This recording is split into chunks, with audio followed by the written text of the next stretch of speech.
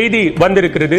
இனி டோல்கேட் கிடையாது, ஃபாஸ்டாக் வேண்டாம், GNSS மட்டும் போதும் அப்படிங்கிற மாதிரியான ஒரு அறிவிப்பு வெளியாக இருக்கிறது. அது இன்னும் 15 நாட்கள்ல மே 1 முதல் சோதனை முறையில் அமலுக்கு வரும் அப்படின்னு சொல்லப்பட்டிருக்கு. அது தொடர்பான விரிவான விவரங்களை இப்ப நம்ம பார்க்கலாம். இப்படி கொண்டு வரப்படக்கூடிய இந்த முறையில என்னென்னலாம் சிறப்பு அப்படின்னு பார்த்தோம்னா, மே 1ஆம் தேதி முதல் இந்த GNSS டெக்னாலஜி அப்படிங்கிறது நடைமுறைக்கு வர இருக்கிறது. அடுத்ததாக 15 நாட்கள்ல நாடு முழுவதும் இந்த GNSS டெக்னாலஜி அமல்படுத்தப்பட இருக்கிறது.